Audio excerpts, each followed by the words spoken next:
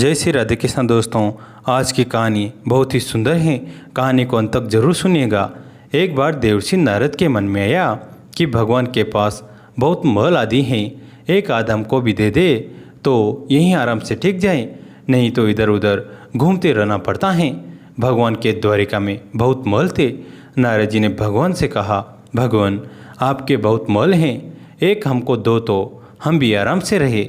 आपके यहाँ खाने पीने का इंतज़ाम अच्छा ही है। भगवान ने सोचा कि यह मेरा विरक्त भक्त है, विरक्त सन्यासी हैं। अगर यह कहीं राशि ठाट में रहने लगा तो थोड़े दिनों में ही इसकी सारी विरक्ति भक्ति निकल जाएगी। हम अगर सीधा ना करेंगे तो यह बुरा मान जाएगा, लड़ाई झगड़ा करेगा कि इतने महल हैं और एक महल नहीं दे रहे हैं।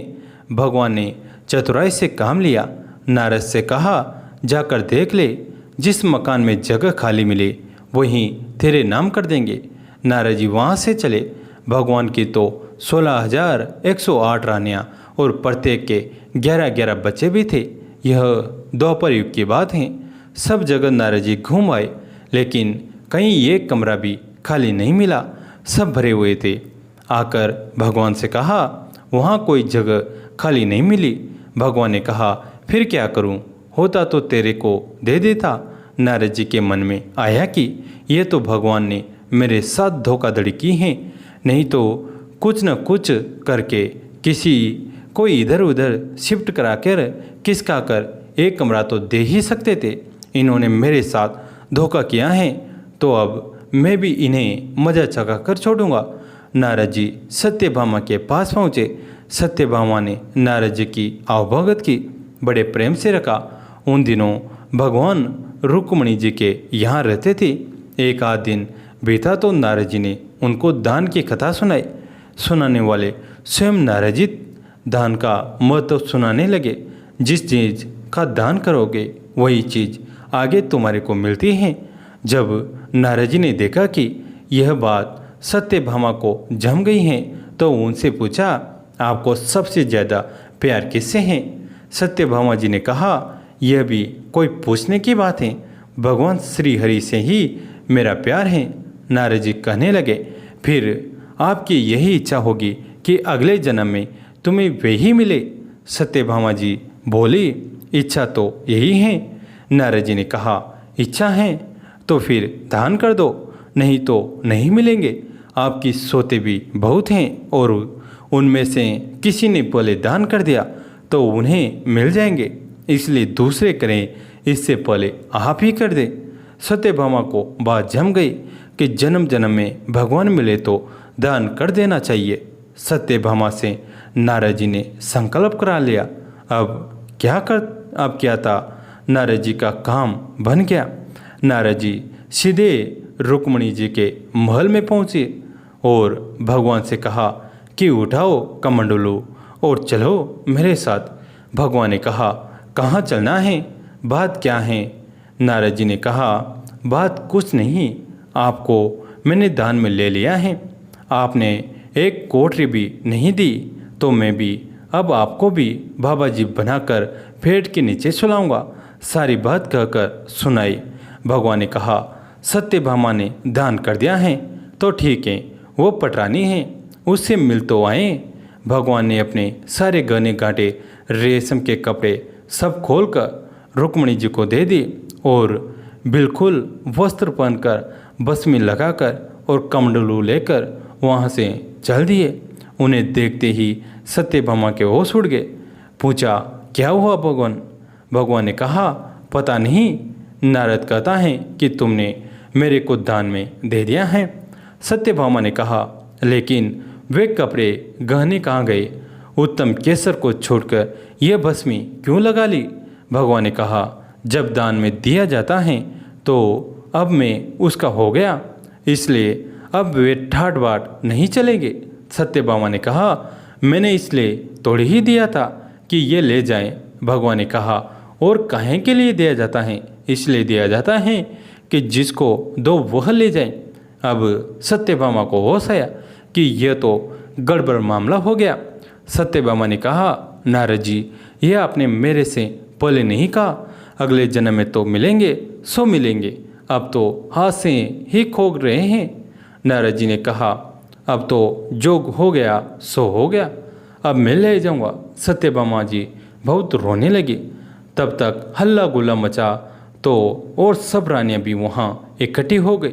रुक्मणी, जामवंती सब समझदार थी। उन्होंने कहा, भगवान एक सत्यभामा के पति थोड़ी हैं, इसलिए सत्यभामा को सर्वथा दान करने का अधिकार नहीं हो सकता। हम लोगों का भी अधिकार है। नारद जी ने सोचा, यह तो घबला हो गया। कहने लगे, क्या भगवान के टुकड़े कराओगे? तब तो 16,108 हिस्से होंगे। रानियों ने कहा, नारद जी कुछ ढंग की बात करो। नारद जी ने विचार किया कि अपने को तो महल ही चाहिए और यही नहीं दे रहे हैं थे।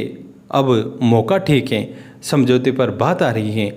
नारद जी ने कहा, भगवान का जितना वजन है उतने का तुला दान कर देंगे तो भी दान मान लिया जाएगा। तुला दान से देह का दान माना जाता है, इसलिए भगवान के वजन का सोना, हीरा, पन्ना दे दो।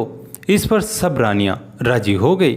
बाकी तो सब राजी हो गए, लेकिन भगवान ने सोचा कि यह फिर मोह में पड़ रहा है, इसका महल का शौक नहीं गया। भगवान ने कहा, तुला दान कर देना चाहिए। यह बात तो ठीक है।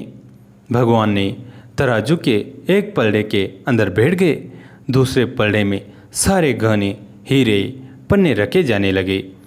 लेकिन जो ब्रह्मांड को पेट में लेकर बैठा हो उसे द्वारिका के धन से कहाँ पूरा होना है।